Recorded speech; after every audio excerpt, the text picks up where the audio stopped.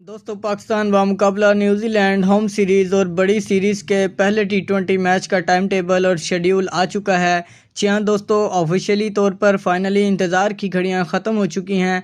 जी हाँ दोस्तों, बड़ी सीरीज़ के मैचेस का मुकम्मल शेड्यूल सामने आ गया है और वो ख़बरें जो आपके जहन में थीं और आप सोच रहे थे कि इस सीरीज़ के लिए पाकिस्तानी खिलाड़ी यानी जो लीग्स खेल रहे हैं वो टीम को ज्वाइन कर सकेंगे या नहीं, इस पर भी अपडेट आ चुकी है। आगा सलमान ने साफ साफ बता दिया है कि भाई साहब, मुझे नहीं पता कौन सा खिलाड़ी लीग खेल रहा है, मुझे इस सीरीज़ में हर हाल में वही खिलाड़ी चाहिए जिन्हें मैं टी20 वर्ल्ड कप 2026 में खिलाना चाहता हूं।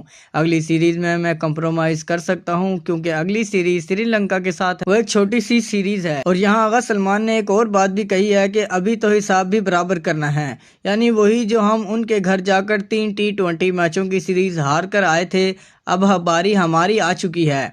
अब हमें होम सीरीज़ में न्यूजीलैंड को हराना है। जी हाँ दोस्तों, आइए जानते हैं पाकिस्तान टीम की प्लेइंग 11 जो न्यूजीलैंड के ख़िलाफ़ पहले टी20 मैच के लिए सामने आ चुकी है।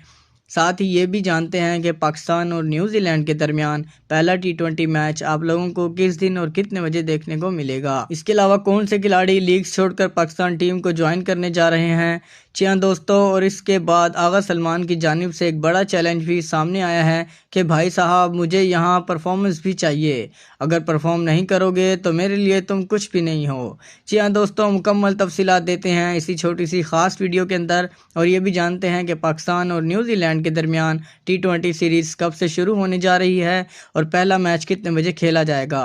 तो बगैर वक्त ज़ाय किए वीडियो को करते हैं स्टार्ट। हर बार की तरह एक ही गुजारिश है कि दिल से वीडियो को लाइक कर दीजिए। चैनल पर अगर आप पहली बार आए हैं तो चैनल को सब्सक्राइब भी कीजिए।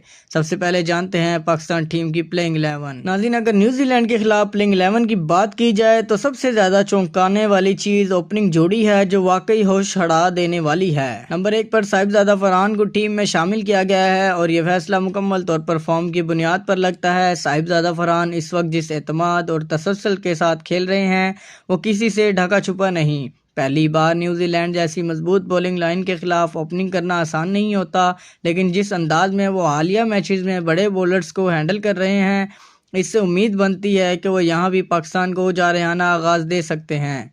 इनका शॉट सिलेक्शन, पावर हिटिंग और फिटनेस सब इस बात की निशानदेही करते हैं कि वो तवील रेस के घोड़े बन सकते हैं। अगर वो इसी रिदम में खेलते रहे तो ना सिर्फ ये सीरीज़ बल्कि वर्ल्ड कप तक उनकी जगह मजबूत होती चली जाएगी। नंबर 2 पर साइम अयूब को बरकरार रखा और यही फैसला सिलेक्शन कमेटी के दौर अंदेशी को जाहिर करता है। अगरचे दरमियान में ये खबरें गर्दिश कर रही थी मास सदाकत को ओपनिंग में आजमाया जाएगा, लेकिन आगा सलमान ने वाज़ेह किया कि इस सीरीज़ में साइम अयूब ही इनकी अव्वलीन तरजीह हैं। साइम अयूब की सबसे बड़ी खूबी ये है कि वो सिर्फ बैट्समैन नहीं बल्कि एक मुकम्मल ऑलराउंडर बनते जा रहे हैं। ओपनिंग के साथ साथ इनकी बॉलिंग भी टीम के लिए एक इजाफी ऑप्शन बन चुकी है। उन्होंने खुद भी ये बात तस्लीम की है कि उन्होंने लीग्स इसलिए नहीं खेली ताकि अपनी कमज़ोरियों पर काम कर सकें।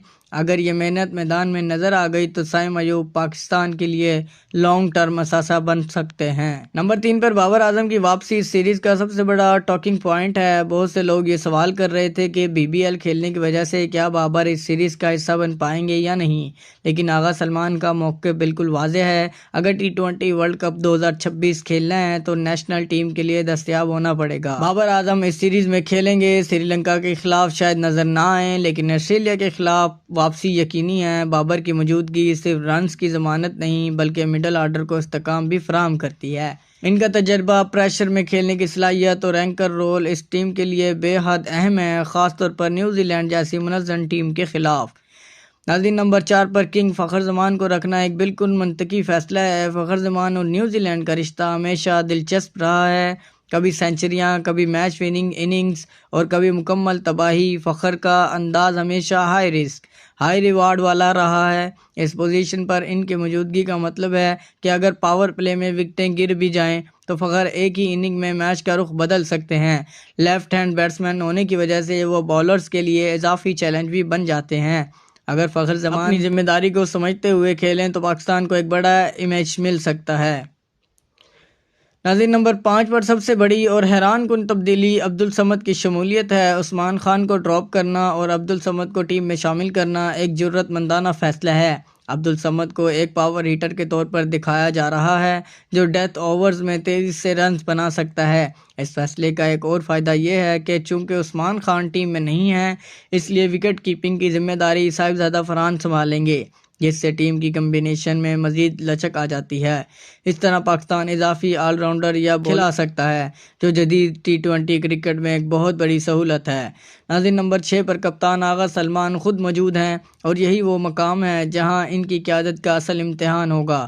آغا سلمان نہ صرف بیٹ سے بلکہ بولنگ کے ذریعے بھی ٹیم کو کنٹرول فراہم کرتے ہیں۔ ان کی اسپن بولنگ مڈل اوورز میں رنز روکنے کے لیے اہم ثابت ہو سکتی ہے۔ کپتان ہونے کے ناطے ان کی حکمت عملی، فیلڈ سیٹنگ اور بولر کا درست استعمال اس سیریز کے نتائج پر گہرا اثر ڈالے گا۔ اگر وہ خود بھی پرفارم کرتے ہیں تو ٹیم کا مورال کئی گنا بڑھ سکتا ہے۔ اس کے بعد محمد نواز آتے ہیں جو اس ٹیم کے سب سے قابل اعتماد آل راؤنڈر مانے جاتے ہیں۔ نواز کا شمار ان کھلاڑیوں میں ہوتا ہے جو خاموشی سے میچ جتوا دیتے ہیں، چاہے وہ بیٹنگ میں مشکل وقت میں رنز بنانا ہو یا بولنگ میں اہم وکٹ لینا۔ نواز ہر شعبے میں ٹیم کے لیے فائدہ مند ثابت ہوتے ہیں۔ بڑے میچوں میں ان کی کارکردگی ہمیشہ پاکستان کے حق میں گئی ہے اور اسی لیے انہیں ایک میچ ونر کے طور پر دیکھا جاتا ہے۔ ناظرین، اس کے بعد ابرار احمد کی جگہ سفیان مقیم کو شامل کرنا بھی ایک سوچا سمجھا فیصلہ لگتا ہے۔ ابرار بلا شبہ پاکستان کے مین اسپنر ہیں، لیکن سفیان مقیم کو کافی عرصے سے موقع نہیں ملا تھا۔ کسی بھی کھلاڑی کی اصل صلاحیت اسی وقت سامنے آتی ہے جب اسے مستقل مواقع دیے جائیں۔ اس سیریز میں سفیان مقیم کو آزمانا مستقبل کے لیے ایک مضبوط آپشن پیدا کر سکتا ہے۔ اگر وہ اچھی پرفارمنس دیتے ہیں تو پاکستان کے پاس اسپن ڈپارٹمنٹ میں مزید گہرائی آ جائے گی۔ اس کے بعد رانا فہیم اشرف کو ایک بار پھر آل راؤنڈر کے طور پر ٹیم میں شامل کیا گیا ہے۔ فہیم اشرف کی سب سے بڑی خوبی ان کی یوٹیلیٹی ہے۔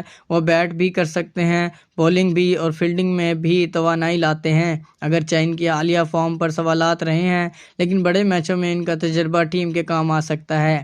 اس کے بعد شاہین شاہ افریدی اس بولنگ اٹیک کا مرکزی ستون ہے۔ شاہین کی موجودگی ہی بولرز کو اعتماد دیتی ہے۔ نئی گیند سے وکٹیں لینا، ڈیتھ اوور میں کنٹرول رکھنا اور بڑے میچوں میں بڑا اسپیل ڈالنا، یہ سب شاہین کی پہچان بن چکا ہے۔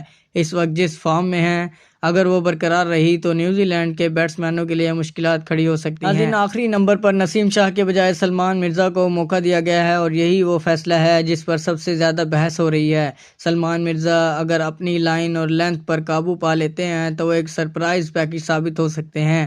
فاسٹ بولنگ میں پاکستان کو تھوڑا سا ڈاؤٹ ضرور ہے، لیکن اگر سلمان مرزا چل گئے تو واقعی مزہ آ جائے گا۔ یہی ہے پاکستان ٹیم کی پلینگ 11 نیوزی لینڈ کے خلاف پہلے ٹی20 میچ کے لیے۔ ناظرین، مجموعی طور پر بیٹنگ مضبوط، اسپن بولنگ زبردست اور فاسٹ بولنگ میں تھوڑی سی آزمائش نظر آتی ہے۔ یہ میچ تقریباً 26 دسمبر کو شام 5 بجے کھیلا جائے گا، کیونکہ سردی کے باعث سب میچز پہلے شروع کیے جا رہے ہیں۔ اب دیکھنا یہ ہے کہ یہ پلینگ 11 میدان میں خود کو کس حد تک ثابت کرتی ہے۔